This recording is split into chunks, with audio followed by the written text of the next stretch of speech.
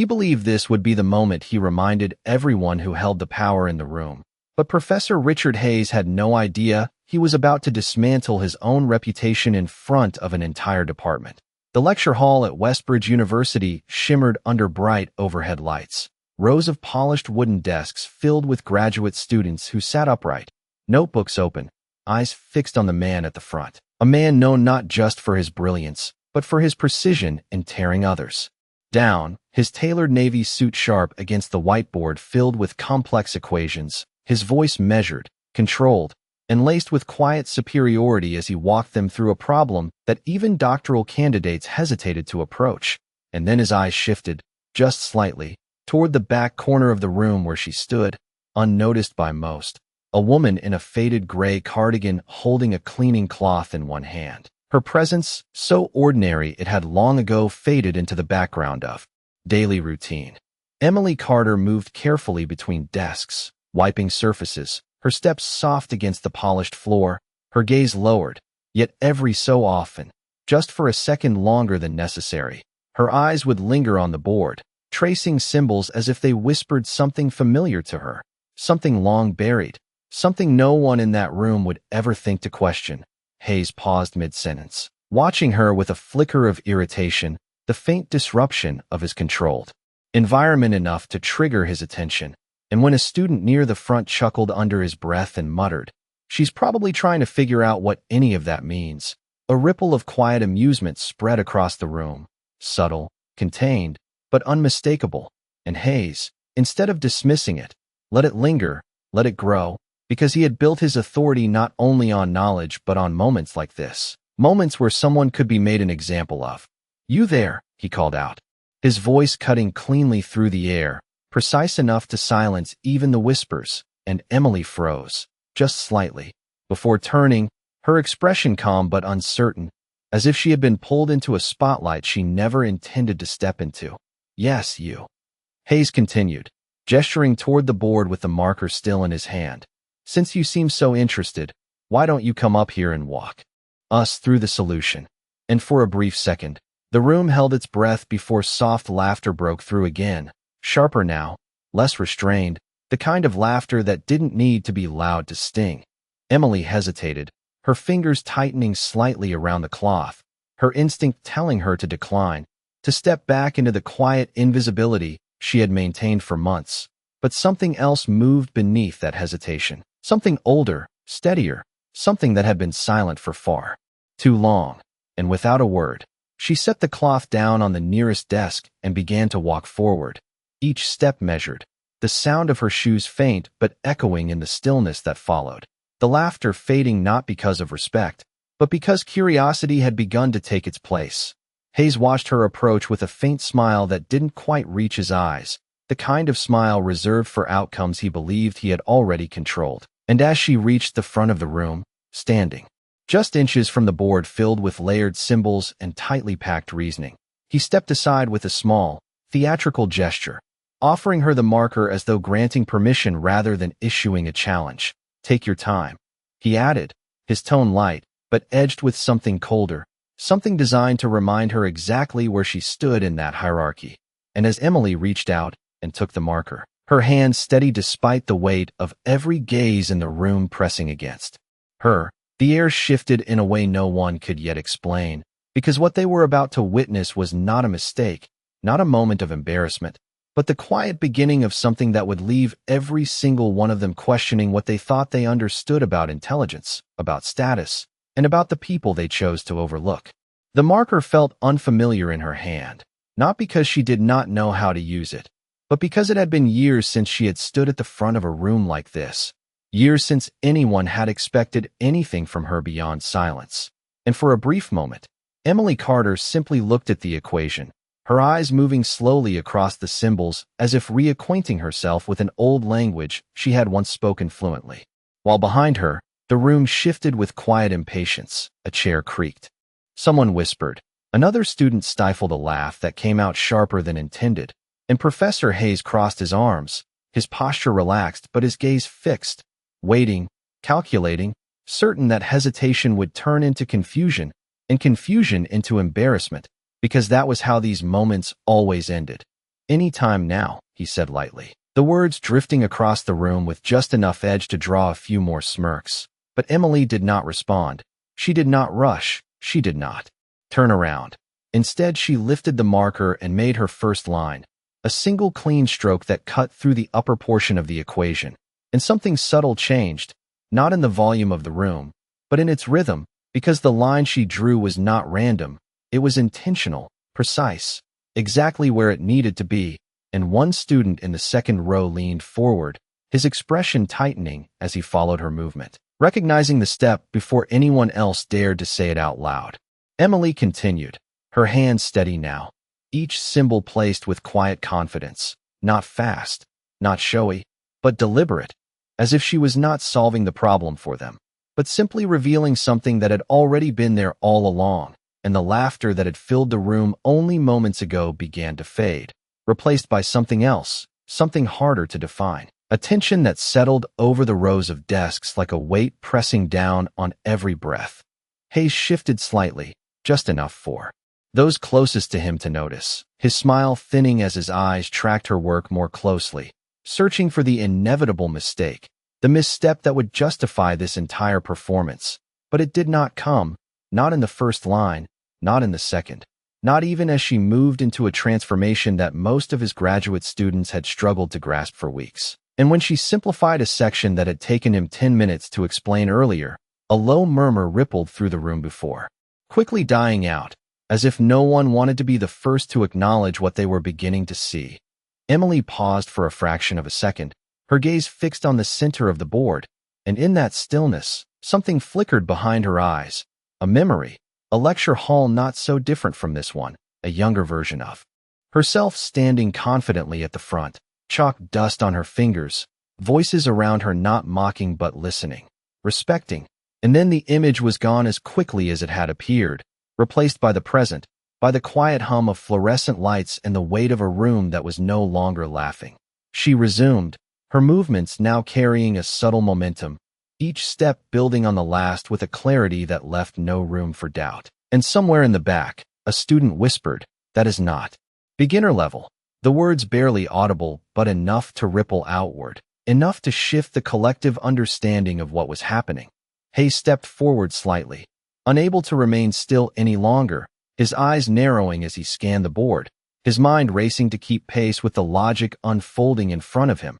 And for the first time since the moment he had called her out, there was no trace of amusement in his expression, only calculation, and something else beneath it, something he would not yet name.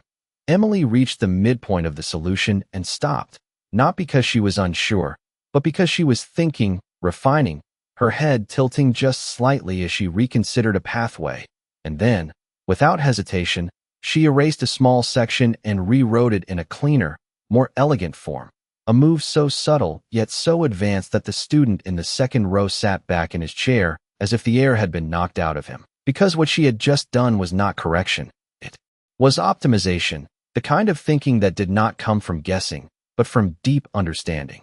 The room was completely silent now, no shifting, no whispers, just the sound of the marker moving across the board, steady, controlled, undeniable.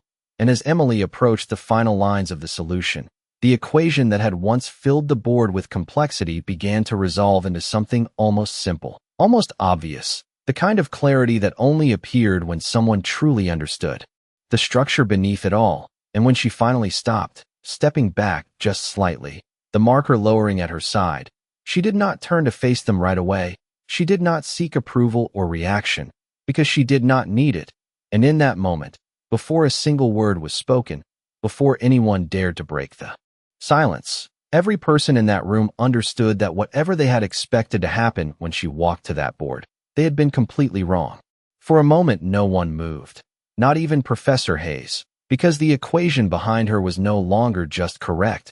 It was refined, distilled into something so clean it exposed every unnecessary step that had been taught before. And when Emily finally turned, her expression calm, almost distant, the weight of that silence pressed harder than any laughter ever could. Hayes stepped forward slowly, his eyes scanning the board again, this time not as a performance, but as a man searching for control. Slipping through his fingers, and he reached for the marker as if reclaiming territory, drawing a small circle around one portion of her work. "This step," he said, his voice measured but tighter now. "Explain this transition." And it was not a question, it was a challenge, one final attempt to restore the balance he had so carefully constructed. Emily looked at the section he indicated, then back at him, her gaze steady. Not confrontational, not submissive, simply clear, and when she spoke, her voice was quiet but carried effortlessly across the room. "You assumed continuity where there is none," she said, pointing lightly to the earlier line he had written before she ever stepped forward. "That is why your original model does not hold." And a subtle shift moved through the students, a collective realization forming in real time. Because they remembered that step, they had accepted it without question, because it came from him. Hayes blinked once, then again, his mind moving quickly now, retracing his own logic. And for a brief second, something unguarded crossed his face, not confusion, but recognition, the kind that comes when a flaw reveals itself too late to hide. And he turned back to the board, scanning, recalculating, but every path led to the same place. The same conclusion she had already reached. A student in the front row leaned forward, his voice barely above a whisper. "She is right." And that single sentence, quiet as it was, seemed to echo louder than anything that had come before, because it broke the last thread of certainty in the room. Emily did not react to the comment. She did not step forward or elaborate.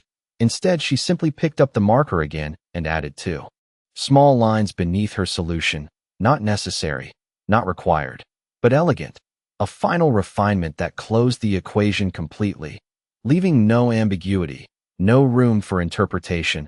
And when she stepped back this time, she did so fully, placing the marker down on the ledge with a soft click that seemed to punctuate the moment.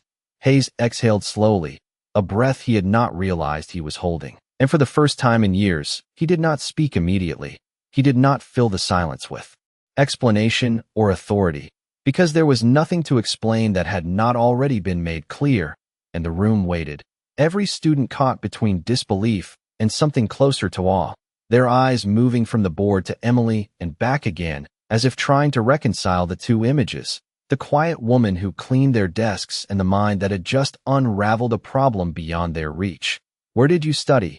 Hayes asked finally, the question slipping out before he could frame it differently, and it carried none of the earlier condescension, only a trace of something else, something quieter, more uncertain, and Emily paused, her hand resting lightly against the edge of the desk beside her, considering the question not as a challenge, but as a memory, and for a moment, the room seemed to narrow to that single point in time. "A long time ago," she said, her voice even, offering nothing more, and that answer, simple as it was, only deepened the mystery, because it did not fit into any of the categories they understood. It did not explain how someone who stood where she stood could do what she had just done. A faint murmur began to rise again. But it was different now. Not laughter, not mockery, but curiosity, respect, even a hint of unease. Because if they had been so wrong about her, what else had they misunderstood? Hayes straightened slightly, his posture shifting as he tried to reassemble the authority that had defined him. But something fundamental had changed, not just in how the room saw Emily, but in how they saw him, because the man who had controlled every moment of this lecture had just been corrected in front of all of them, and there was no way to reverse that. Emily reached for her cloth again, the same one she had set down minutes earlier, and with a quiet, practiced motion, she stepped closer to the board, not to erase what she had written, but to clean a small smudge near the corner, as if returning to the role they had assigned her. Yet now that action carried a completely different weight, because every person in that room understood that what she chose to do next had nothing to do with what she was capable of, only with what she chose to reveal. And as she moved away from the board, the equation remained clear, undeniable, a silent reminder that brilliance does not need permission to exist, and that sometimes the people you overlook are the ones who see everything you miss. The room did not return to normal after that moment. It could not, because something invisible had shifted beneath the surface of everything they thought they understood, and as Emily Carter quietly stepped away from the board, returning the marker to its place and picking up her cloth as if nothing extraordinary had happened, The silence followed her like a shadow that refused to fade. No one laughed now. No one whispered. Because the equation behind her still stood there, undeniable, and every student in that room knew they would not be able to look at it the same way again, or at her. Professor Hayes turned slowly, his eyes lingering on the board longer than necessary, as if searching for a flaw that no longer existed.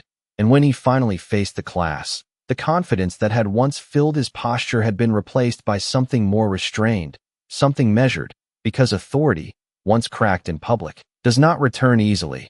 Class dismissed, he said, his voice controlled, but missing the sharp certainty it once carried. And for a moment, no one moved, as if they were waiting for something more, an explanation, a correction, anything that could restore the familiar order, but nothing came, and one by one, students began to gather their belongings, though their eyes kept drifting back toward Emily, toward the quiet figure now wiping the edge of a desk with the same calm precision she had shown at the board. A young man from the second row hesitated. Before approaching, his notebook still open in his hand. "Excuse me," he said, his voice uncertain, almost respectful, and Emily looked up, her expression neutral, neither inviting nor dismissive, just present. "How did you see that error so quickly?" he asked, and it was not a challenge, not a test, but genuine curiosity, the kind that comes when someone realizes they have witnessed something beyond their current understanding. Emily paused, considering the question, then offered a simple answer. "You learn to look for structure, not steps." And that was all. No elaboration, no demonstration. Just a quiet truth that lingered in the air long after she turned away, leaving the student standing there, processing words that felt far larger than they sounded. Across the room, another student whispered to her friend, "She is not just good, she is something else." And the phrase spread softly, not as gossip, but as realization, because what they had seen could not be explained by chance or luck. It required something deeper, something practiced, something real. Hayes remained near the front, gathering his notes with deliberate care, each movement slower than usual, as if he needed time to recalibrate. And though he did not look at Emily again, his awareness of her presence was unmistakable, because the dynamic between them had shifted in a way that could not be undone, not in that room, not in that moment. As the last few students filtered out, the lecture hall grew quieter, the hum of the lights returning as the dominant sound, and Emily continued her work, moving from desk to desk with the same steady rhythm. Yet now every motion carried a different meaning, because it was no longer invisibility that defined her, but choice. When she reached the front again, she paused briefly, her eyes resting on the equation she had completed, and for a fleeting second, there was a softness in her expression, not pride, not regret, but recognition, as if she was acknowledging a part of herself she had long kept hidden. Hayes finally spoke again, his voice lower now, no audience to perform for. "You should not be doing this," he said, the words directed at her, but carrying more complexity than accusation, and Emily glanced at him, her gaze steady. "Doing what?" she asked, and he gestured toward the board, toward the solution that still commanded the room even in silence. "Wasting that," he replied, and for the first time, there was no arrogance in his tone, only a quiet frustration, perhaps even a hint of respect he was not ready to fully admit. Emily held his gaze for a moment, then looked back at the board. "Not everything valuable needs to be visible," she said softly, and the simplicity of her answer seemed to settle into the space between them, leaving no room for argument, because it was not something that could be challenged with logic alone. Hayes said nothing more, because there was nothing he could say that would restore what had been lost or redefine what had been revealed. And as Emily turned away, continuing her work with the same quiet composure, the lecture hall stood as a silent witness to a moment that would linger far longer than any lesson written on that board, a moment where certainty had been replaced with doubt, and where the person everyone overlooked had quietly rewritten the rules without ever raising her voice. By the next morning, the story had already spread beyond the walls of that lecture hall, not through announcements or formal acknowledgement, but through quiet conversations, screenshots of hastily copied notes, and late-night messages exchanged between students who could not quite let go of what they had witnessed, because moments like that did not simply disappear, they lingered, reshaping perceptions in ways no syllabus could predict. Emily Carter arrived at the building just as she always did, a few minutes before sunrise. The campus still wrapped in that soft early morning silence where even the air felt slower, and she moved through the hallways with practiced familiarity, her cart rolling gently across the polished floors, her routine unchanged. Yet the world around her had already begun to shift. When the first group of students entered the building, their voices were quieter than usual, their eyes scanning the space until they found her, and though none of them spoke. Immediately, there was a hesitation in their steps, a recognition that had not existed the day before, because now they knew something about her that could not be unseen. One student finally approached, a young woman clutching a textbook against her chest, her voice careful, almost unsure. "Ms. Carter, about yesterday, thank you." And Emily looked at her for a brief moment, then nodded slightly, accepting the gratitude without expanding on it, because she had not done it for them. Not really. She had done it because the moment had required it. Across campus, Professor Hayes sat in his office, the door closed, the blinds half drawn, his desk covered in papers he had reviewed countless times before. But this morning they felt different, heavier, because every line he read now carried the memory of that correction, that single assumption she had dismantled so effortlessly. And no matter how many times he retraced his steps, the conclusion remained the same. She had been right, completely and undeniably right. And the realization did not just challenge his work, it challenged the foundation of how he had built his authority, because authority without certainty is fragile, and he could feel that fragility settling in. A notification blinked on his computer screen, an email from a colleague in another department, brief but direct, asking about the revised approach to his model after recent observations, and Hayes stared at the message longer than necessary, because even without details, it confirmed what he already knew. The moment had not stayed contained. It had begun to move, to reach places he could not control. Back in the lecture hall, a small group of students had gathered early, standing near the board where the equation still remained, untouched, as if no one had the authority to erase it, and they spoke in low voices, analyzing each step, retracing the logic. But every attempt led them back to the same conclusion. The elegance of her solution was not just correct, it was superior, and one of them finally said what the others had been thinking. Why is she cleaning classrooms if she can do this? And no one had an answer, because the question itself challenged assumptions they had never needed to examine before. Emily entered the room quietly, her presence once again soft, almost unnoticed, yet this time the silence that followed her was not indifference, it was awareness. And as she moved toward the front, her eyes briefly scanning the board, she could feel their attention without needing to look directly at them. And for a moment, the space between who she appeared to be and who they now knew she was seemed to narrow. Not completely, but enough to be felt. She reached for her cloth, pausing just before touching the board, and in that brief stillness, the room seemed to hold its breath again, because whether she chose to erase it or leave it would mean something, even if no one could fully explain why. Behind her, the door opened, and Professor Hayes stepped inside, his presence immediately altering the atmosphere, not with authority as before, but with a quiet tension that followed him like an echo of the day before. And he stopped a few feet from the board, his gaze moving from the equation to Emily, then back again, as if acknowledging both in the same breath. No words were spoken at first, because words would have required definition, and what existed in that moment was something less structured, more uncertain. And finally, Hayes spoke, his voice lower, stripped of performance. "Leave it," he said, not as a command, but as a decision, and Emily nodded once, stepping back, allowing the equation to remain exactly as it was, a silent marker of a moment neither of them could undo. The students watched this exchange with a kind of quiet intensity, because it was no longer just about the solution, it was about what it represented, a shift in hierarchy, in perception, in understanding. And as the first class of the day began to filter in, the room filled again, but the energy was different now, charged with something unspoken, something that would not fade quickly, because once a truth like that reveals itself, it does not return to silence, it waits, shaping everything that comes after.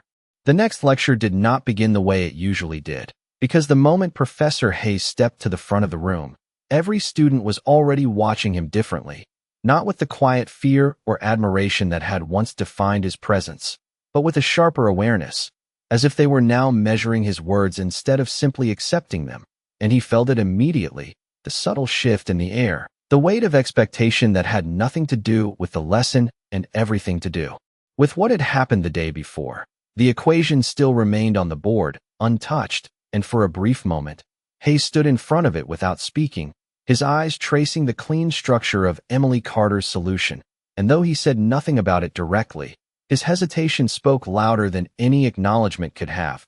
He turned instead, picking up his marker with deliberate control, and began outlining a new problem. His voice steady, professional, but stripped of the effortless dominance it once carried, because now, every word he spoke had to pass through a silent filter, one shaped by the realization that he was not the only authority in the room.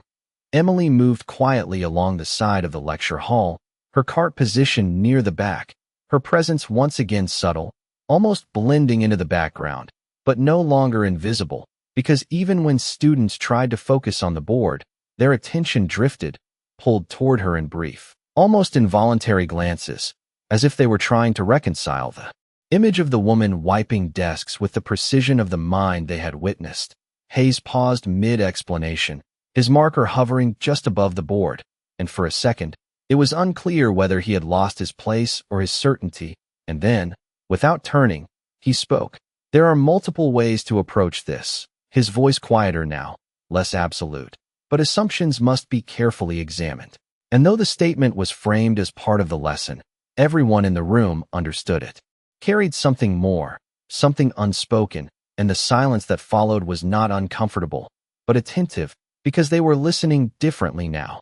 A student raised his hand, hesitant at first, then more firmly, and when Hayes nodded, granting permission, the question that followed was not about the equation, but about the previous day. Professor, about the continuity assumption. Would the model still hold under a different constraint? And the room stilled, because this was not the kind of question students had asked before, not in this tone, not with this level of scrutiny, and Hayes met the student's gaze for a moment before answering. His response careful, precise, acknowledging the complexity without dismissing it. And in that exchange, something subtle but significant occurred. The dynamic of the classroom began to shift from authority to dialogue. Emily continued her work, her movements steady, her attention focused on the surfaces in front of her, yet there was an awareness in the way she listened, not actively engaging, but present, as if the language of the room still belonged to her in some quiet, unclaimed way. As the lecture progressed, Hayes found himself adjusting, not consciously at first, but gradually, his explanations becoming more measured, his tone less dismissive, and when he reached a particularly complex step, he paused longer than usual, glancing briefly toward the board where Emily's solution still remained, as if it had become a reference point he could not ignore. And then he continued, his reasoning clearer, more deliberate, as though he was now teaching not just to demonstrate knowledge, but to ensure it held under scrutiny. The students responded in kind, their questions sharper, their attention deeper, because the room had changed, and once a standard shifts, it does not easily return to what it was.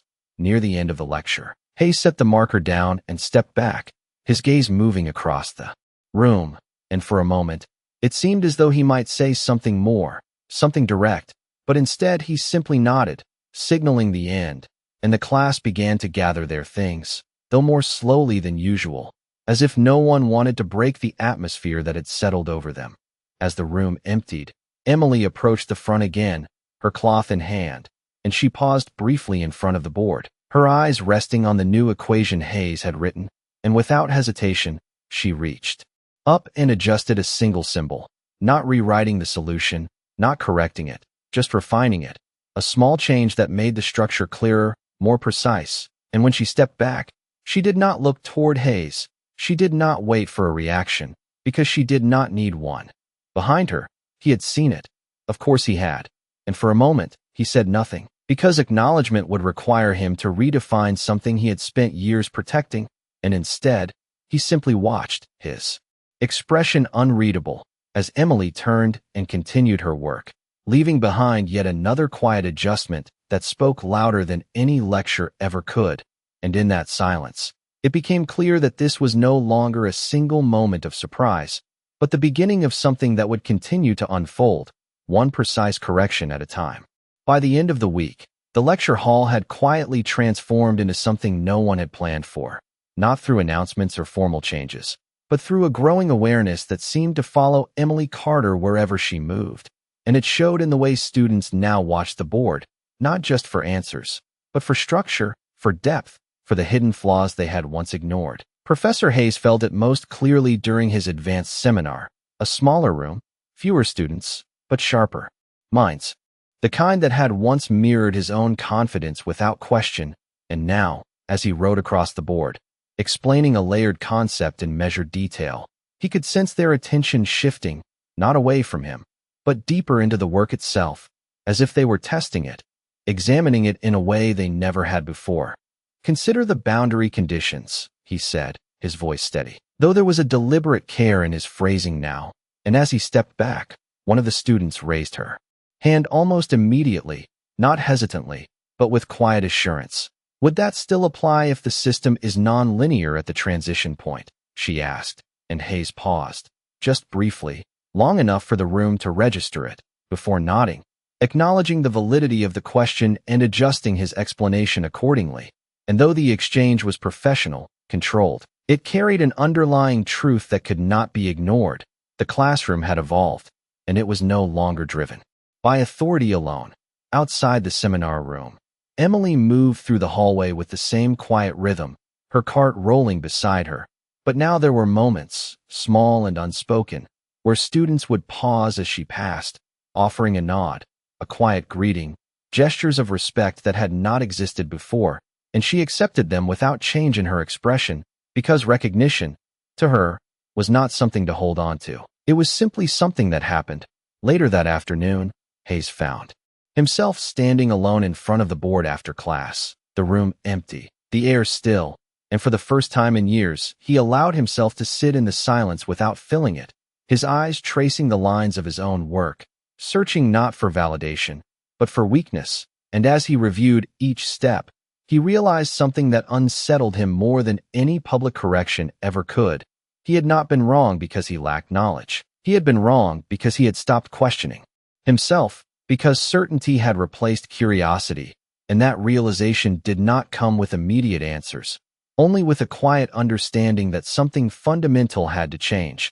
The door opened softly behind him, and he did not need to turn to know it was Emily, her presence now familiar in a way it had never been before, and for a moment, neither of them spoke, because what needed to be said did not fit easily into words. And finally, Hayes stepped aside slightly, gesturing toward the board, not as a command, not as a test, but as an invitation, subtle but unmistakable.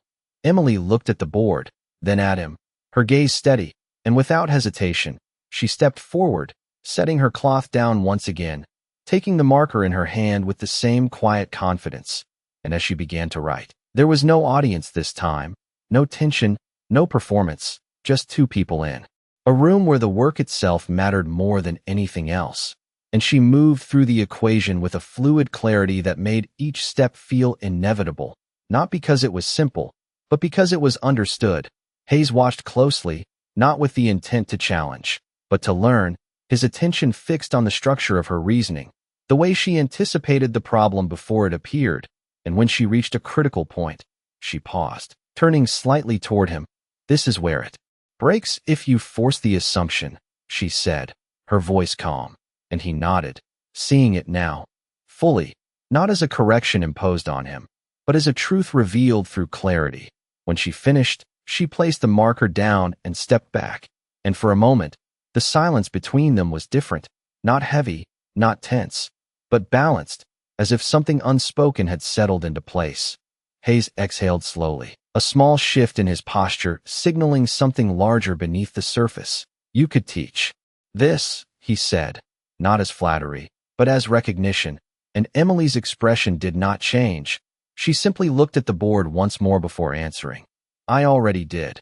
And the words lingered in the room, simple, quiet, but carrying a depth that required no further explanation, because in that moment, It became clear that what she had been all along was never defined by where she stood, only by what she chose to reveal. And as Hayes looked at the equation again, then back at her, the understanding settled fully, not as defeat, but as something far more difficult to accept: humility, the kind that does not come from being corrected once, but from realizing how much there is left to see. Word of what had happened did not stay contained within lecture halls or whispered conversations for long, because in places like Westbridge University, information moved quietly but efficiently, passing through faculty lounges, department emails, and closed-door discussions where reputations were built and quietly evaluated. And by the following week, Emily Carter was no longer just a subject of student curiosity. She had become a question among professors, a quiet anomaly that did not fit any known category. Professor Hayes felt the shift most clearly when he entered a faculty meeting and noticed the subtle glances, the conversations that paused just a second too long as he approached. And though no one spoke directly about it at first, the awareness was unmistakable, because the academic world does not ignore something it cannot immediately explain. "I heard there was an interesting development in your department," one senior professor finally remarked, his tone casual, but his eyes attentive, and Hayes met the comment with a measured nod, offering nothing more than a brief acknowledgement, because anything beyond that would require him to define something he was still processing himself. Later that day, a request came through, not formal, but deliberate, asking if the woman from the lecture hall could be observed, invited, perhaps even evaluated, and Hayes sat with that message longer than he expected, because it carried implications far beyond curiosity. It suggested recognition, and recognition would mean exposure, something Emily had clearly chosen to avoid. Back in the lecture hall, Emily continued her routine as if none of it existed, her movements steady, her presence quiet. But the space around her had changed in ways that could not be undone, because now even the faculty who passed through the room paused, their eyes lingering on her just a moment longer, trying to reconcile the reports they had heard with the woman standing in front of them. One afternoon, as Emily worked near the front of the room, a distinguished woman entered, her posture precise, her presence commanding. Without effort, Dr. Eleanor Whitman, head of the mathematics department, known for her sharp evaluations and even sharper instincts, and she did not announce herself. She did not interrupt. She simply observed, her eyes moving from Emily to the board, then back again, as if assembling a picture piece by piece. Emily noticed her, of course, but continued her work without hesitation, because attention, no matter how elevated, did not change what needed to be done. And after a few minutes, Dr. Whitman stepped forward, her voice calm but direct. "Would you mind walking me through that solution I have been hearing about?" she said, gesturing toward the equation still faintly visible on the board, and the room seemed to tighten around that request, because this was no longer a casual interaction. This was evaluation. Emily paused, her hand resting lightly on the edge of the desk, and for a brief moment, the weight of the decision settled in, not as pressure, but as choice, and then she reached for the marker once again, stepping forward with the same quiet composure that had defined every moment before. And as she began to write, the room fell into that familiar silence, the kind that forms when something real is unfolding. Dr. Whitman watched closely, not with skepticism, but with focused attention, her eyes following each step, each transition, and as Emily moved through the equation, refining it with the same clarity, the same precision, there was no need for reaction, because understanding was immediate, undeniable. When Emily finished, she stepped back, placing the marker down without a word, and Dr. Whitman remained still for a moment longer, her gaze fixed on the board, before turning to Hayes. And in that brief exchange, no words were needed, because the recognition had already been made. "Have you considered returning to academia?" Dr. Whitman asked finally, her voice measured, offering possibility without demand, and the question lingered in the air, not as an expectation, but as an opening, a path that could be taken or left untouched. Emily looked at her, her expression calm, unchanged, and for a moment, it seemed as though the entire room was waiting for her answer, not out of curiosity, but out of something deeper, something closer to respect. And when she spoke, her voice was quiet, steady. "I never really left," she said. And the simplicity of her response carried more weight than any explanation could have, because it redefined everything they had assumed, not just about her, but about what it meant to belong. And as the silence settled once more, it became clear that this was no longer about proving anything. It was about understanding something far more difficult, that true mastery does not need recognition to exist, but once it is seen, it cannot be unseen. The silence that followed her words did not feel empty. It felt complete, as if something long unsettled had finally found its place. And Dr. Eleanor Whitman studied Emily Carter for a moment longer, not with curiosity anymore, but with recognition, the kind reserved for those who understand what they are looking at without needing it explained. And she gave a small, almost imperceptible nod before stepping back, because there are moments when even authority knows when to step aside. In the days that followed, nothing dramatic changed on the surface. There were no announcements, no sudden titles or official roles, no transformation that could be easily pointed to. But beneath that quiet continuity, everything had shifted, because the people who moved through those halls no longer saw Emily the same way, and more importantly, they no longer saw themselves the same way either. Students approached their work differently now, slower, more deliberate, questioning assumptions they once accepted without thought. And in classrooms across the department, conversations carried a new tone, one shaped not by certainty, but by curiosity, by the understanding that knowledge was not something owned, but something explored. And Professor Hayes felt that change in every lecture he gave, in every question that pushed a little deeper than before. And though it unsettled him at first, it also reshaped him, because for the first time in years, he found himself listening as much as he spoke, considering as much as he explained, and in that shift, something that had been missing quietly returned. Emily remained exactly where she had always been, moving through the building with the same steady rhythm, her cart rolling beside her, her presence soft but now undeniably felt. And though opportunities had been offered, conversations initiated, she did not step into the spotlight that had been opened for her, because what she understood, what she had always understood, was that recognition does not define value, and visibility does not create purpose.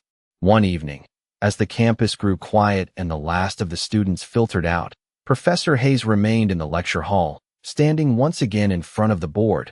But this time, he did not see it as a place of control, but as a space of possibility.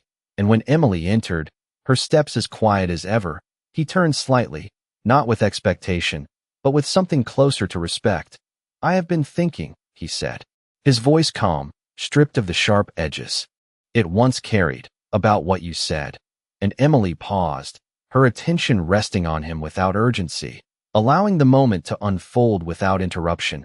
"About assumptions," he continued, "about how easily they become invisible." And for a moment, the room held that thought, simple, but weighty, because it extended far beyond mathematics. Emily nodded once, her expression steady. "They are only invisible when you stop looking for them," she replied, and the clarity of her words settled into the space between them, not as correction, but as truth, the kind that does not need to be proven. Hayes exhaled softly, a quiet acknowledgement passing through him, and for the first time, he did not feel the need to respond immediately, because understanding had replaced reaction. And as Emily moved past him, continuing her work, there was no longer a sense of hierarchy between them, only a shared awareness of something deeper than roles or titles. The board behind them stood clean now, the equations erased, the surface blank, but not empty, because what had been written there had already done its work, not in the marks themselves, but in the shift they created, a shift that would carry forward into every lecture, every question, every moment where someone chose to look a little closer instead of assuming they already knew. And as the lights dimmed and the building settled into its quiet night, one thing remained clear, not spoken, not announced, but understood by everyone who had witnessed it, that brilliance does not arrive with noise or recognition. It exists quietly, patiently, waiting only for the moment when the world is finally ready to see it. And that day, in a room filled with certainty, it had